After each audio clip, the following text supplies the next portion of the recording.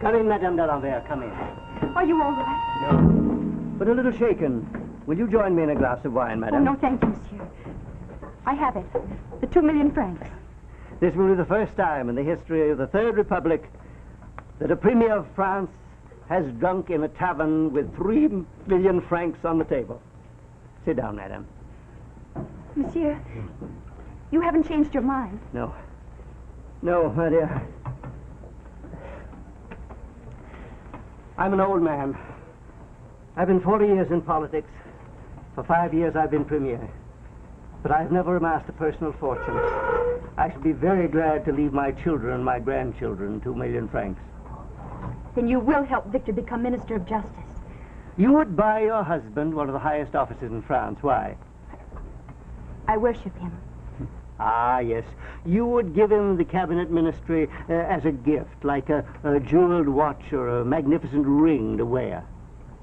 I would give him my life to make him happy. Ah, yours is not a marriage to Victor d'Alembert. It is a perpetual honeymoon. How will you do it, monsieur? Well, I am premier. I have influence. And Victor d'Alembert is an excellent minister of justice. He would be a very fine minister. I admire his energy and his ideals. I shall seek out his advice. I shall favor him. Oh, I shall be forever grateful. Now, my child, the 2 million francs will be gratitude enough. But the one obstacle is my present Minister of Justice, Paul Marin. He's a dangerous man. You witnessed what his agents tried to do just now. However, I shall maneuver him into a weak position. Monsieur, are you certain you can do this? If the knife goes no deeper next time. I am unaccustomed to such matters. It's like another world. Could you give me some proof of your good faith? Like a receipt for a bill? How old are you, my child? Well, out of compassion for your still green soul, I will give you a letter guaranteeing him the Ministry of Justice. Excuse me. Yes, Monsieur, the ambassador is here for his appointment. Detain him downstairs a moment.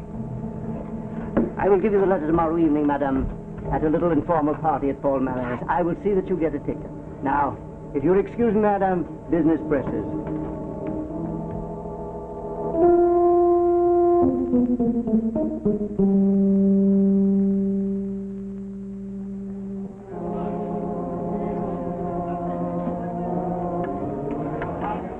Monsieur Marin. Forgive me, gentlemen. Sure. Victor d'Alembert is asking for the floor.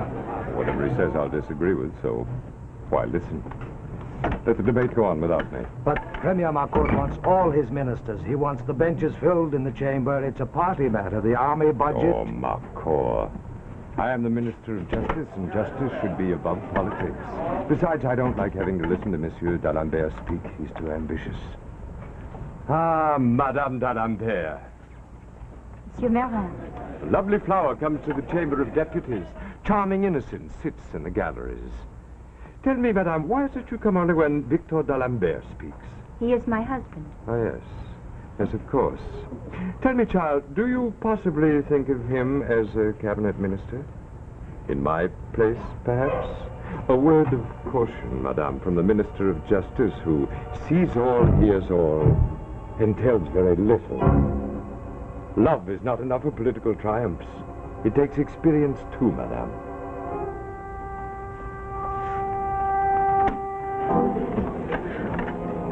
Monsieur, Idiot, she almost saw you. it would make no difference. Last night she brought the money to Premier Macor. Are you sure? Monsieur, I work for Macor, too. I watched and listened outside the door. There's another thing, monsieur. What's that? A letter. Monsieur le Premier will give her a letter confirming their arrangement. Her simplicity, her inexperience touched him. Out of pity for her innocence, he will give her his written word at your party tomorrow night. Macor? A letter in black and white? Oh, the old fox is turning into a fool. Colleagues, fellow deputies from the far-flung corners of France, I, Victor D'Alembert, take an uncompromising... Unyielding, eternal position on this matter of the army budget. Bravo, bravo, bravo. A game. A game you make of what is deadly serious. Oh, but Victor, you were so wonderful in the chamber. And you make a game of it when there is an important party we should be at. But I'm all ready. In my most beautiful gown and my most dignified air. It had better be, my girl. This is high honor. Invited to a small party with Macor and his ministers, yes, I'm being singled out, favored. Invited to the house of Paul Marin. You don't like him? He makes me uneasy. It's as though he can see right through me. Which is the mark of a shrewd politician. Come. We'll be late. Victor, is politics so important to you? Important? I mean to your happiness. It is the air I breathe. You are important too, Danielle. But I would have no life without my career.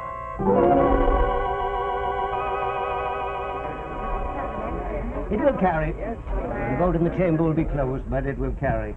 Ah, Marin, this is a small party. Save me from talking politics. You see, gentlemen, the Premier turns his Minister of Justice into a policeman.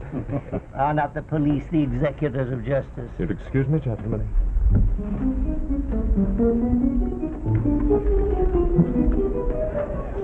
Be clever, Pierre. The letter will be passed tonight. Watch Macor, watch Madame D'Alembert. Ah, Madame D'Alembert! Monsieur Marin?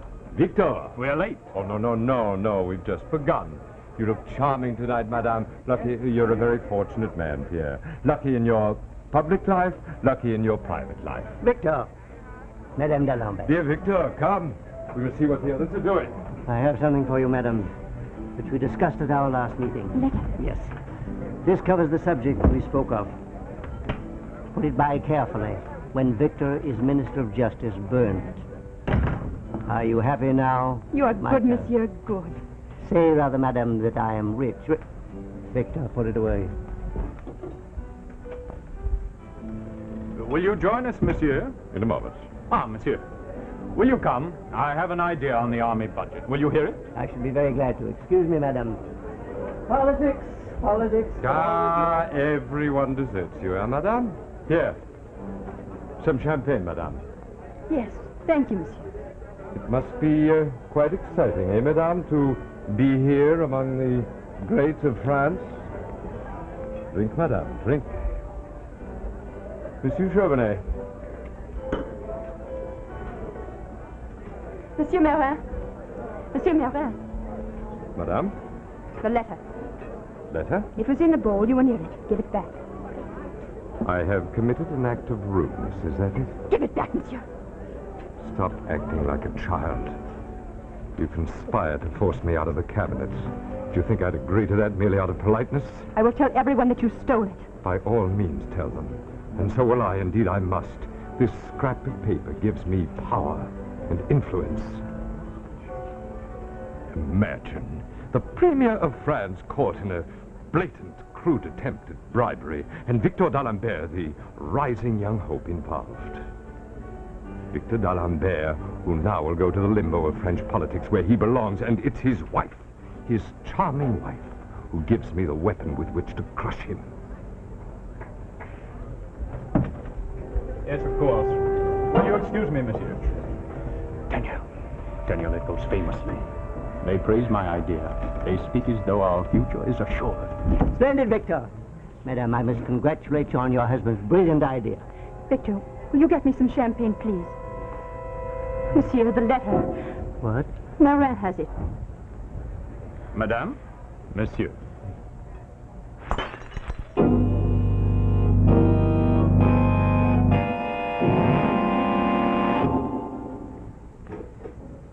Hi there.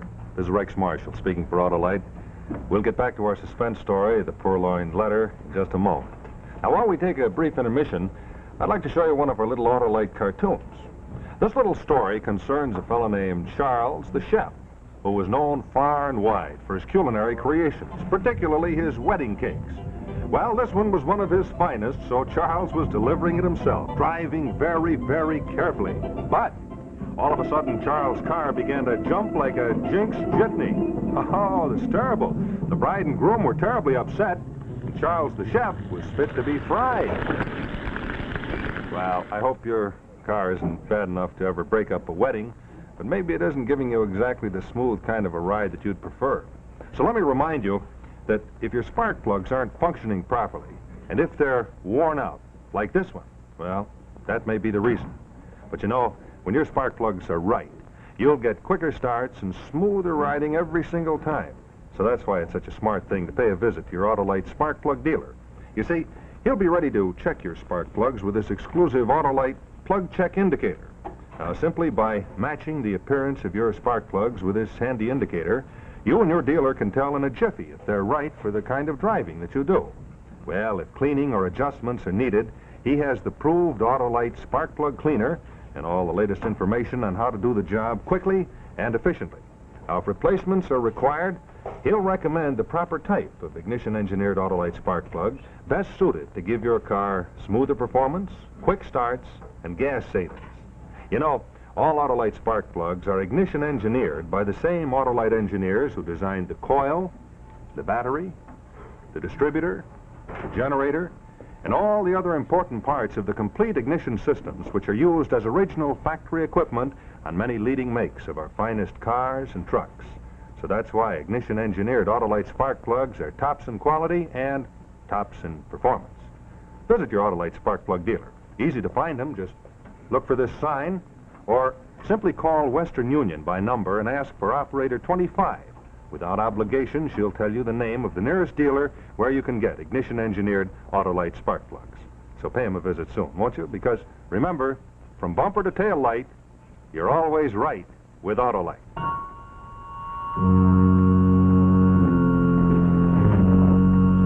And now, the second act of Edgar Allan Poe's classic story of suspense, The Purloined Letter, starring Mary Sinclair and Arnold Moss. The rugs, the furniture. Look for secret drawers, any paper, anything that resembles a letter, bring it to me.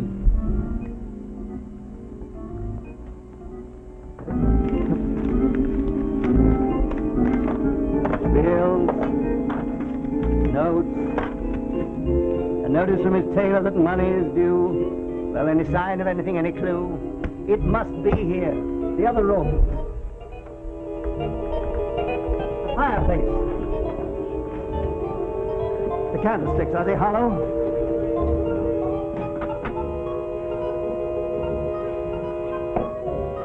It must be here somewhere. It cannot have been burned or destroyed. It must be somewhere about the place. Look again and again until you find it. Monsieur Marin. The Premier of France, a common housebreaker? You know why I'm here. Wait outside, gentlemen. The matter of housebreaking does not trouble me at all. There is more at stake than a mere legal indignity. I came for that letter. Have you found it, monsieur? No. Such a pity. I admit that you hide things well. So well, monsieur,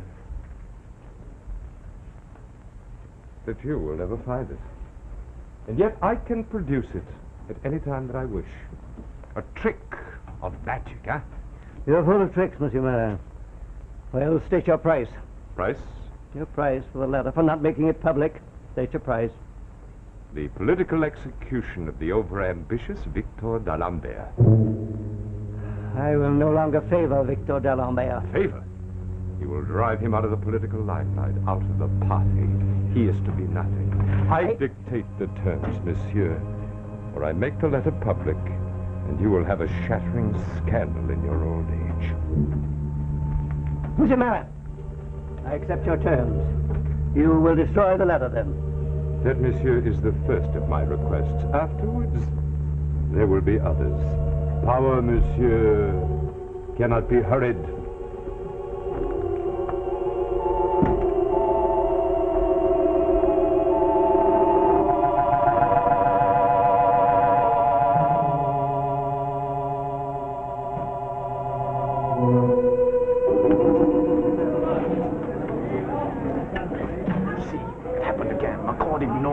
Throwing support only to Marat. Now, do you believe I make it up? Victor, let us go away to the south. Forget all of this. No. I've been betrayed. First favor, then nothing. Accord has been bought. I shall demand an explanation. Monsieur Marcourt, your support came in time. Just in time. Monsieur, I demand an explanation for your behavior toward me. Demand, Monsieur d'Alembert. I do not answer ultimatums. You were saying... No, monsieur. I will find out, I swear it. I will find out who or what is ruining my career.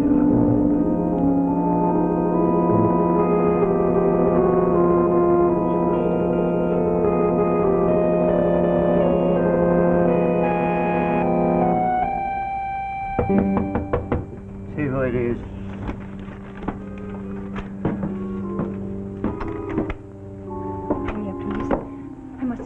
Come in, Madame d'Alembert. Monsieur, I had to come. It will do you no good to see me, my child. You're the only one I have to turn to. I must have that letter. I'm desperate. I have searched everywhere for that letter. I personally have searched carefully and methodically, and my men have searched repeatedly. The letter cannot be found. Oh, but you are the premier. I am too old for scandals. Too old to fight day and night against a man like Paul Marat. It's not Victor d'Alembert alone whose place he covets. It's mine, the premiership power. Here, read that. That's my letter of resignation. Monsieur, you will not resign. I am old and tired. I shall return your money to you, resign, and go home. Oh, you cannot. I have no one else to turn to. Please hold on for just a little while. To help you keep your marriage to Victor d'Alembert? Oh, not only that. I began all this. It's my fault, my foolishness. Please, let me do something to make it right. How? You must find the letter. The letter must be someplace. Perhaps he keeps it on him. Yes, I thought of that. He might keep it on his person. Then he must be attacked. Yes, he must be attacked, but I personally will not be responsible for that.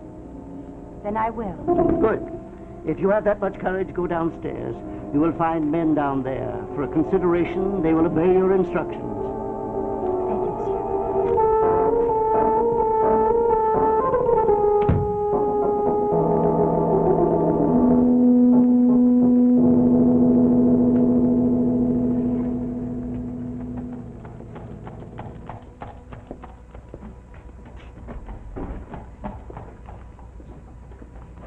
The minister comes this way each evening at this time for a stroll, madame. Alone? That is his habit. What will you do? Do? Knock him on the head. Gently, of course, and then search him. The letter must be on him. It's in a green envelope. Madame, the question of price troubles me. 5,000 francs are not enough. This is my business. To knock a minister on the head is worth 10,000. Agreed. I'll give it to you later. Only do it. He should be here now.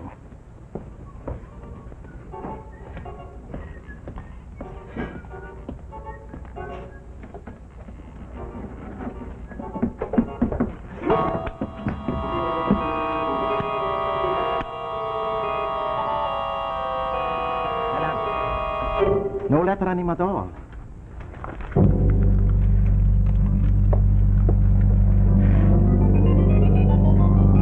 I'll go to his house myself in the morning.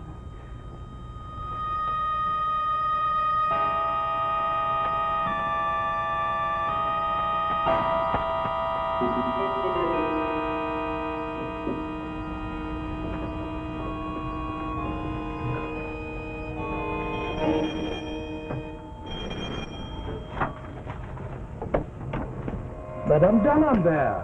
I must see Monsieur Marin. But it's early morning. Monsieur is still in bed. I shall wait till he rises. Well, perhaps later, madame. I told you I would wait. Very well, madame. Excuse me. Where? Where? Think, Danielle, think. Not on his person. Where would he hide the letter? I'll tell monsieur that you're here, madam.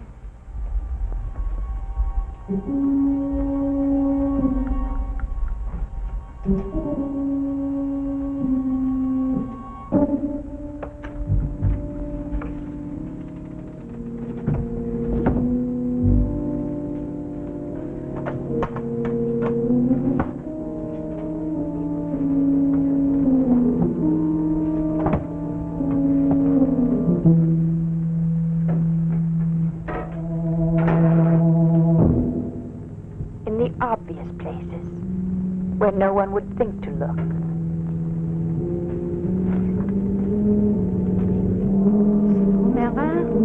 Monsieur Paul Marin? Monsieur Paul Marin. The handwriting is the same. Each day follows the other.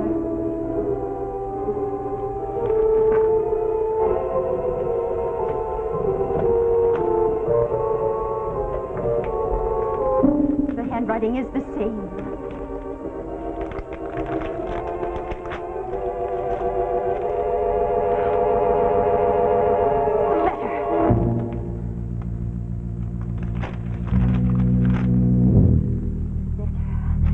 He's been sending it through the mails to himself.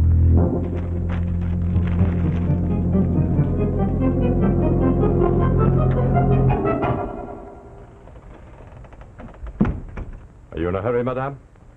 I grew tired waiting. My apologies. But I'm here now. A visit so early in the morning must indeed be urgent. What is it you wish, madame? I've changed my mind. You have? Is it about the letter? Oh, everyone looks, everyone searches, everyone attacks, and no one finds it. And yet it's all so simple.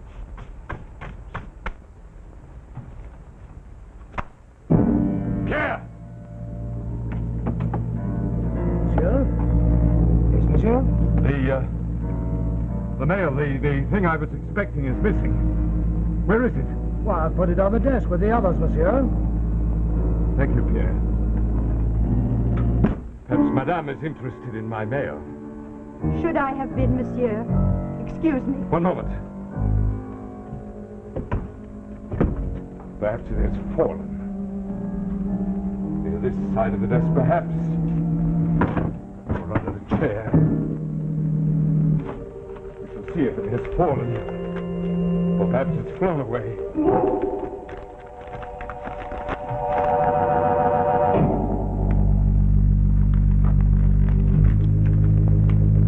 Give me that letter, madame. I did not take it. No, of course not. Give me that letter!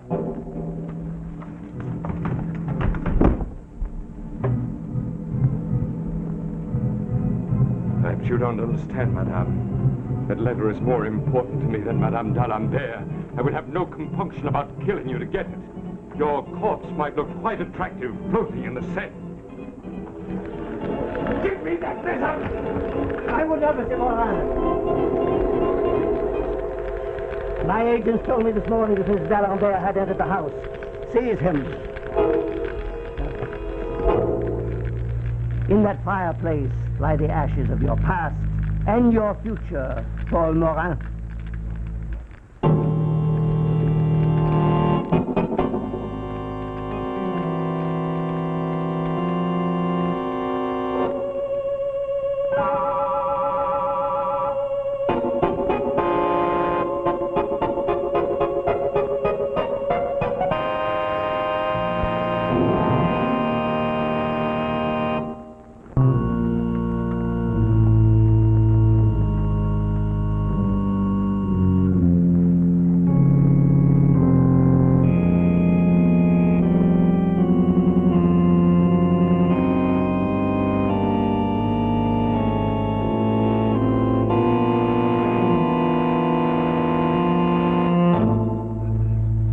Next week, Suspense will present an unusual documentary story entitled The Mandarin Murders, starring Robert Harris and Cloris Leachman. This is the CBS Television Network.